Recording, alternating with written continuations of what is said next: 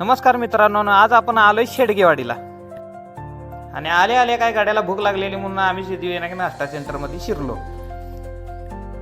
मग काय आता म्हटलं काय आता ऑर्डर करायचं म्हणून विचारात पडलो आणि मग मेनू जरा बघितलं आणि मेनू कार्ड बी बघितलं कसा विषय आहे.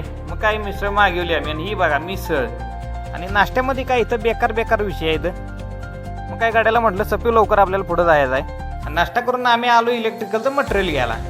आम्हाला कामाचं जरा सामान लागणार होतं म्हणून आम्ही आलोय रामदेव लाईट हाऊसमध्ये आणि काय मालकाने शोधायला लागलो. मालकही काय मागच आहेत आपल्या आणि काय गजगाचे दुकान भरलंय बघा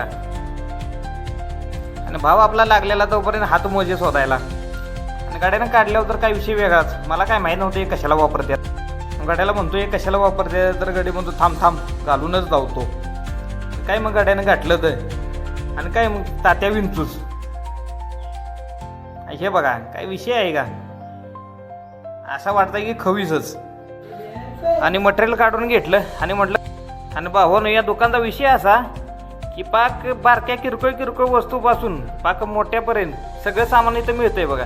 प्लंबिंगचं हार्डवेअर इलेक्ट्रिकल सर्व सामान मिळतंय आणि पाण्याच्या टाक्यांचा तर काय ढीगच लागलेला आहे. हे बघा विषय आहे का. बारक्या खेळ्यापासून पाक मोठ्या मोळ्यापर्यंत सगळं सामान बघा भेटते. मित्रांनो जर का तुम्हाला काय घराबिराला काय सामान लागत असेल तर इथं क्वांटिटीनुसार होलसेलनं मिळतंय बघा. तर आणि काय सामान लावलं खांद्याला आणि लागलं वाटायला आणि इकडं जाताना काय डोळं बिळं सगळं पॅक करून जायला लागते डोळ्यामुळं. धन्यवाद मित्रांनो आणि हा सीन बघा आणि भावाला लाईक आणि फॉलो करायचं विसरू नका.